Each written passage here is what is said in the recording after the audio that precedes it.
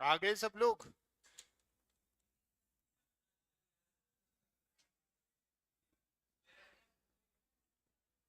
चलो, final account with adjustment हम लोग स्टार्ट करने वाले हैं। अभी एक दो दिन रहने दे मेरे पास। पढ़ रही है क्या तो उससे? बस तो अभी तो मैंने देखी ही नहीं वो, ऐसे ही रखी हुई है। रात में 11 बजे तक तो क्लास ही थी, फिर सुबह उठ के वापस क्लास लेने आ गया। फुर्सत में देखूंगा एक आध।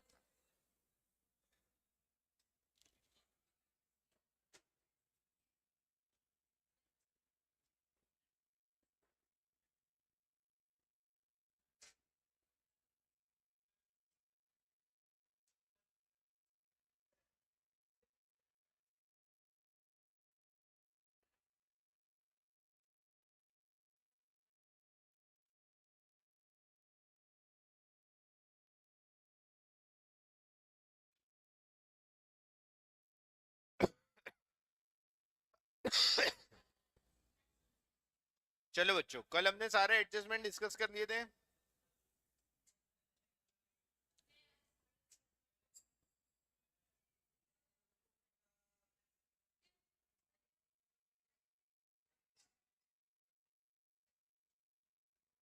बच्चों, बातें बंद, यहाँ पे ध्यान दो। चलो, क्वेश्चन क्या बोल रहा है? From the following balance of trial balance of prepare trading account, profit and loss account and balance sheet. ठीक है, हमको ट्रेडिंग पी एंड एल और बैलेंस शीट बनाना है। हमको क्या क्या गिवन है? कैपिटल दी हुई है राजन की, है ना। ड्राइंग दी है, purchase sale, sales return, purchase return, stock, wages, building. ठीक है, सारी चीजें अपने को दी हुई है। फिर नीचे कुछ एडजस्टमेंट दिए हैं। ठीक है, एडजस्टमेंट में क्या दिया है? सबसे पहले तो क्लोजिंग स्टॉक का दिया है। क्लोजिंग स्टॉक कितना है? 18,000 रुपए, जिसकी मार्केट वैल्यू कितनी है? 15,000। तो बताओ 18 और 15 में से कौन सी वैल्यू लिखोगे? 15,000, विच एवर इज लेस। ठीक है, फिर इंश्योरेंस 400 रुपए का क्या है? प्रीपेड। तो याद रखना, इंश्योरेंस में एडजस्टमेंट है। आउटस्टैंडिंग लाइबिलिटी में सैलरी है और टैक्स है, तो सैलरी और टैक्स जब भी लिखेंगे तो ध्यान रखना उसमें एडजस्टमेंट करना है। और बिल्डिंग में भी हमें एडजस्टमेंट करना है। ठीक है, अब फाइनल अकाउंट विद एडजस्टमेंट को सॉल्व कैसे करना है, शांति से समझना। हम तीनों फॉर्मेट एक साथ बनाएंगे, है ना। और अभी तक जैसे अपन ने विदाउट एडजस्टमेंट सॉल्व किया था, सेम टू सेम वैसे ही विद एडजस्टमेंट की हर एक आइटम जो ट्रायल बैलेंस में दी हुई है उसको उसके रिस्पेक्टिव अकाउंट में डालेंगे। लेकिन जिस भी आइटम के अंदर एडजस्टमेंट है, जैसे इंश्योरेंस में एडजस्टमेंट है, तो इंश्योरेंस का अमाउंट इनर कॉलम में लिख के नीचे दो लाइन की जगह छोड़ेंगे। जैसे अपन पहले कैपिटल में करते थे ना, वैसे ही अमाउंट इनर कॉलम में छोड़ लिख के और नीचे दो लाइन की जगह छोड़ेंगे। ठीक है, तो सब लोग समझते जाना, अपन लोग साथ साथ करते हैं। क्वेश्चन है क्या सबके पास? एक काम करो, क्वेश्चन का फोटो खींच लो तो मुझे वैल्यूज बताते जाना आप।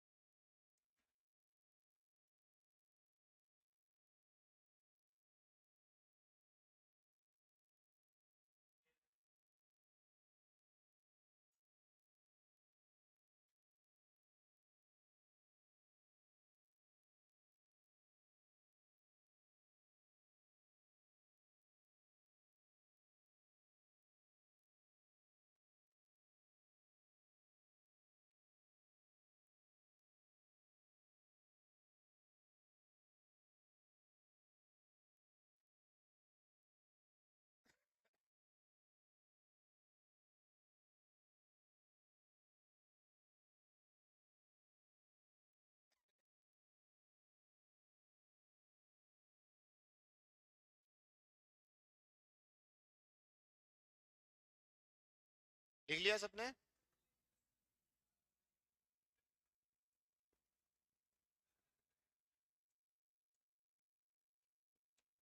चलो,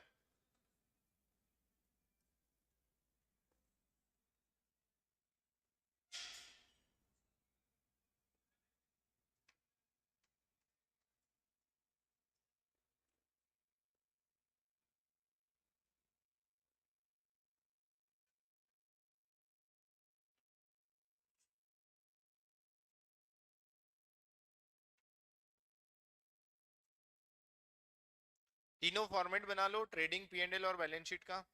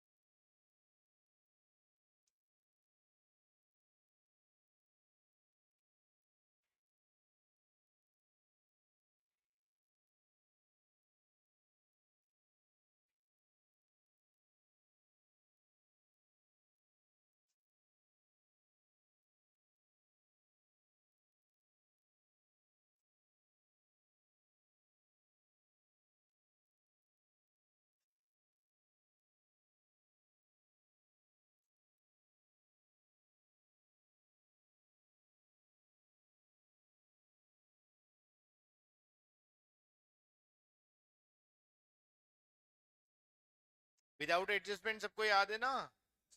हाँ, कौन मना कर रहा है?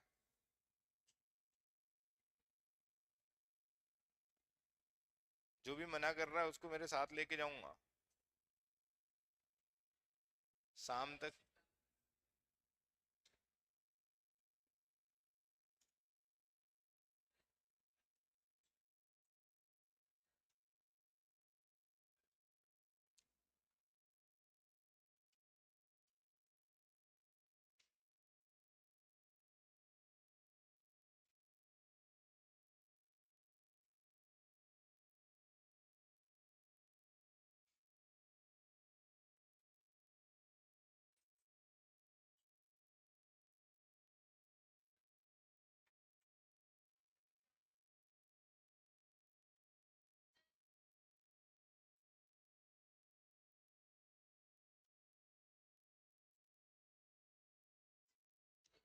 चलो करें सॉल्व बच्चों। हाँ, बताते जाओ मुझे क्या क्या दिया हुआ है क्वेश्चन में, एक एक करके आइटम बताते जाओ और कौन सी आइटम कहाँ जाएगी वो मुझे बताते जाना, ठीक है? हाँ, सबसे पहले क्या दिया है? कैपिटल। बच्चों बातें नहीं, सबसे पहले कैपिटल दिया है। कैपिटल कहाँ जाएगा? बैलेंस शीट की लायबिलिटी। अमाउंट बोलो कैपिटल का।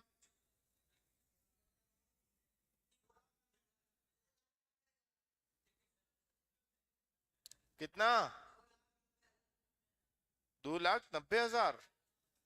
चलो कैपिटल के बाद देखो, ड्राइंग्स, ड्राइंग कहाँ जाएगा? अरे कैपिटल से माइनस होगा, कैपिटल से माइनस होता है ना ड्राइंग। कितना? 7,600। चलो उसके बाद क्या दिया है?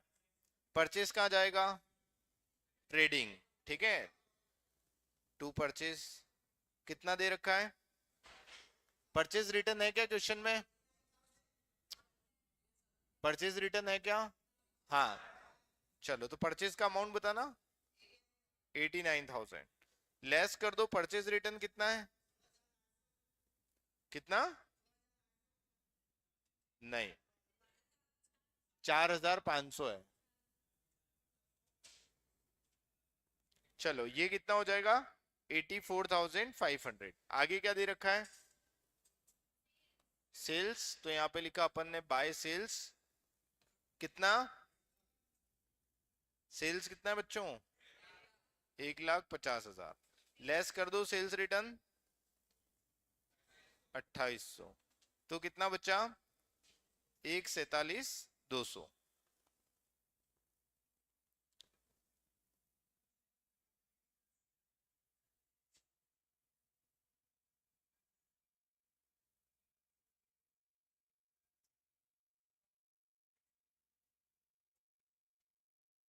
ठीक है, इसके बाद बोलो opening stock trading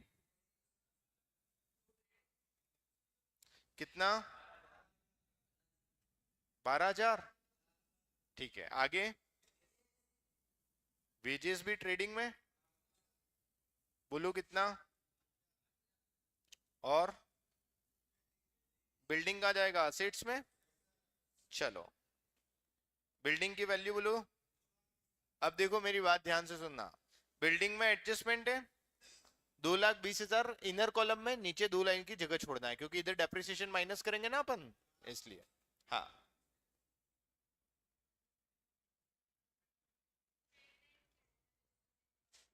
freight and carriage invert, तो ये कहाँ जाएगा ट्रेडिंग में।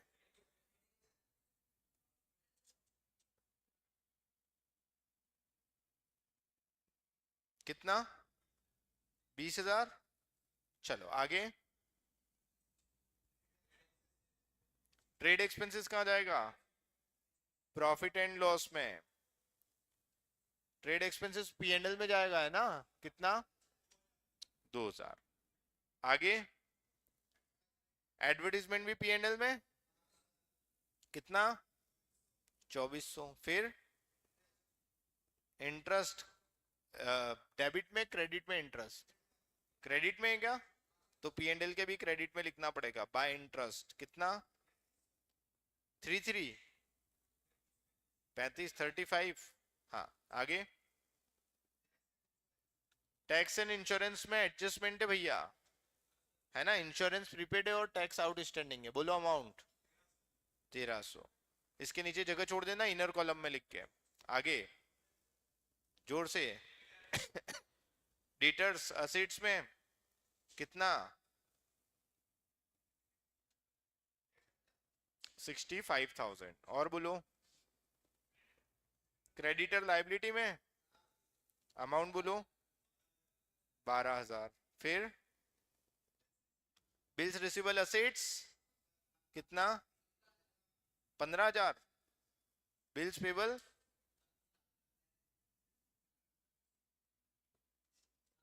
7,000। देख लेना गलत मत लिखवाना भाई, बिल्स रिसीवेबल बिल्स पेबल। हाँ आगे, कैश एट बैंक मतलब बैंक बैलेंस है कितना, हाँ 12,000। फिर कैश इन हैंड 1,900। फिर सैलरी यहां पर आ जाएगी पी एंड एल में, और सैलरी में भी एडजस्टमेंट है ना, तो सैलरी का एडजस्टमेंट तो इनर कॉलम में लिख के एक लाइन की जगह आगे। बस ठीक है, क्या किया समझ में आया अभी तक क्वेश्चन में, बोलो। हमने सिर्फ ट्रायल बैलेंस को सॉल्व किया है जैसे विदाउट एडजस्टमेंट में करते थे, जो आइटम जहां जा रही है, बस नई चीज क्या है कि जिसमें एडजस्टमेंट था उसका अमाउंट इनर कॉलम में लिख के 2 लाइन की जगह छोड़ी है, ठीक है। अब मैंने आपको क्या सिखाया था, जो चीजें भी ट्रायल बैलेंस के अंदर आती है उसका कितना इफेक्ट होता है, एक, और जो चीजें ट्रायल बैलेंस के बाहर एडजस्टमेंट में होती है उसके कितने इफेक्ट होते हैं, दो। तो ट्रायल बैलेंस के अंदर जितनी चीजें थी उनका एक एक इफेक्ट दे दिया अपन ने। अब जो चीजें ट्रायल बैलेंस के बाहर लिखी है उनके कितने इफेक्ट देंगे, दो। चलो पहला एडजस्टमेंट पढ़ो, स्टॉक।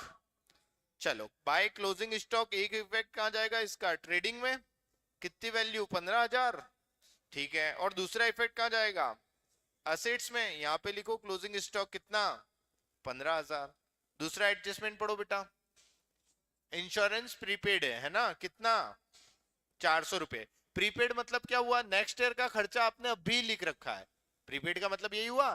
क्या लिखना चाहिए हमको, बोलो जल्दी से, नेक्स्ट ईयर के खर्चे को इस साल लिखना चाहिए क्या, नहीं, तो क्या करूं, हटा दो 400 रुपए यहां से, माइनस कर दो प्रीपेड इंश्योरेंस। समझ में आया। दूसरा प्रीपेड इंश्योरेंस आपकी क्या है, असेट्स, तो प्रीपेड इंश्योरेंस को कहां लिखोगे, असेट्स में। असेट्स में कितना आ जाएगा 400 रुपया।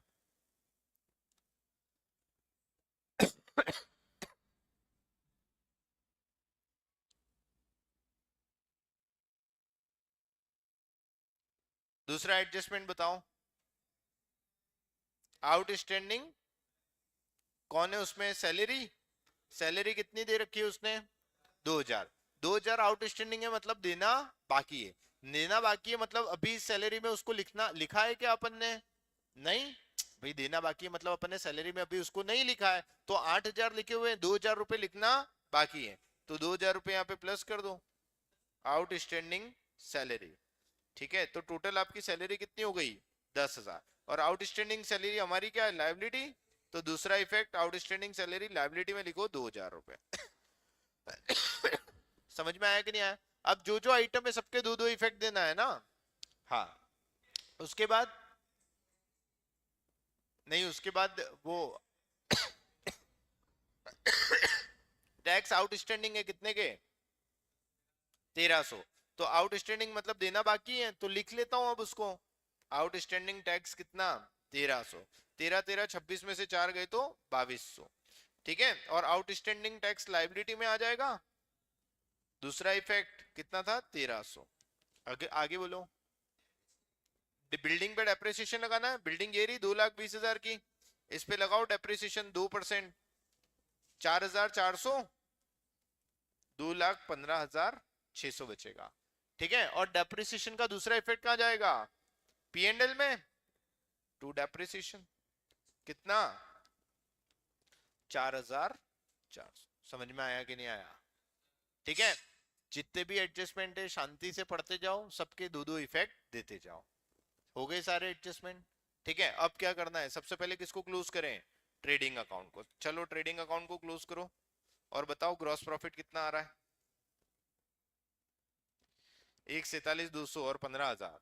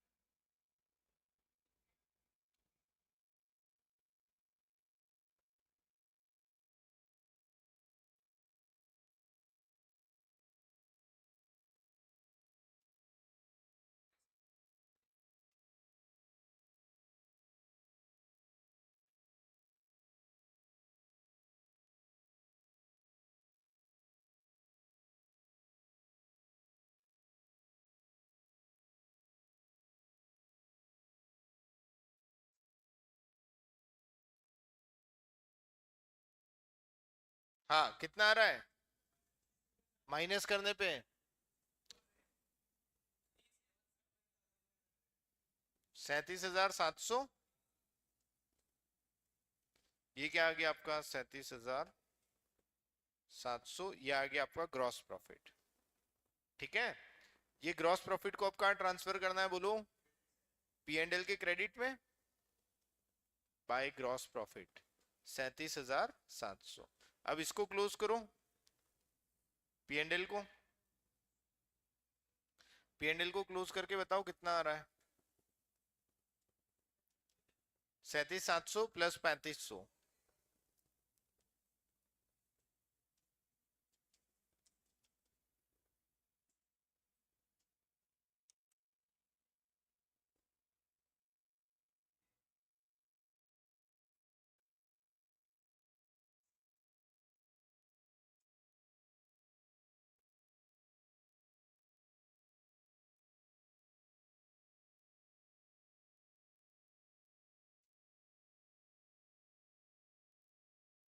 20,200। 20,200, ये क्या आ गया? Net profit.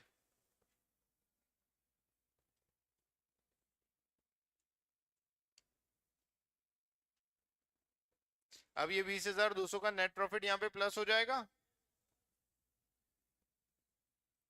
20,200 को प्लस करके कैपिटल निकाल लो टोटल, और फिर बैलेंस शीट की दोनों तरफ का टोटल करो, मैच होना चाहिए।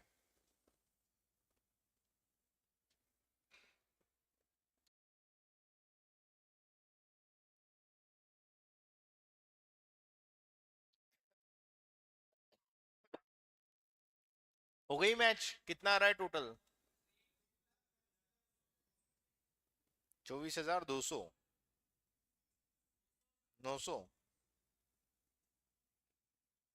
समझ में आया बच्चों कैसे करना है? ठीक है, अब आराम से सॉल्यूशन नोट डाउन कर लो।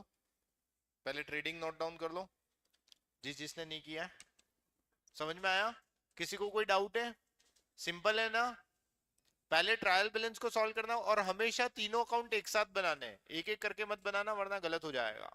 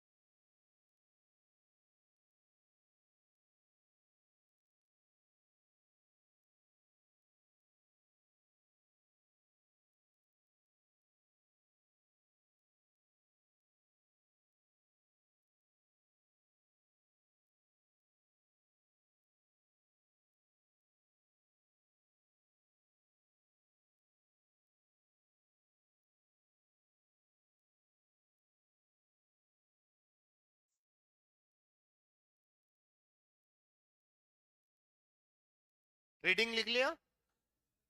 पीएनएल लिख लो।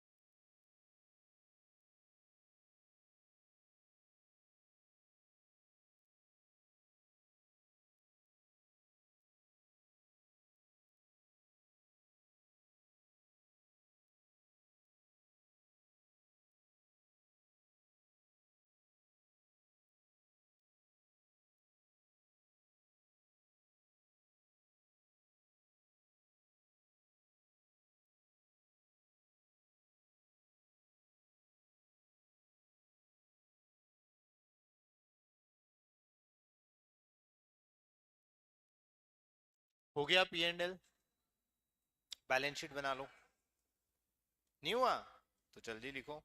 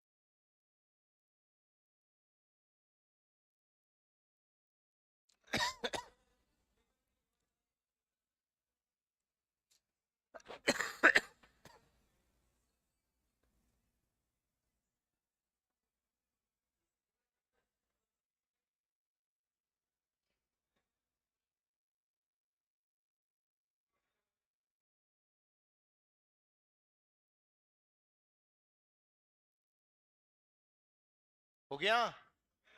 चलो अब एक क्वेश्चन दे रहा हूं आप लोगों को।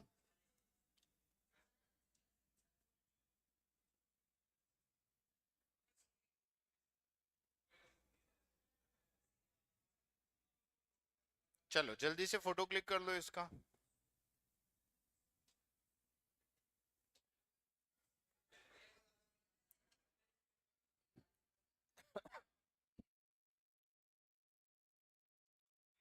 आ गया सबके पास क्वेश्चन? ठीक है, ये क्वेश्चन सबको सॉल्व करके लाना बेटा घर से।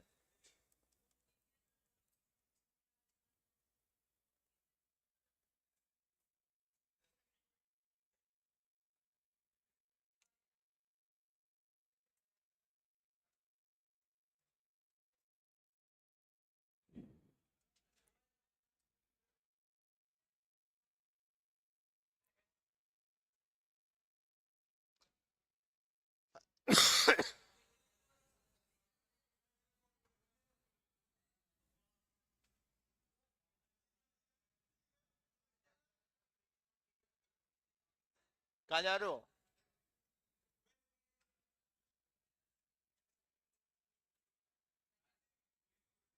ठीक है बच्चों, लिख लिया? कल सॉल्व करके लाना ये क्वेश्चन, कैसे करना है समझ में आ गया ना? नहीं आया? तो फिर वापस रिकॉर्डिंग देखना, तू रिकॉर्डिंग देखना।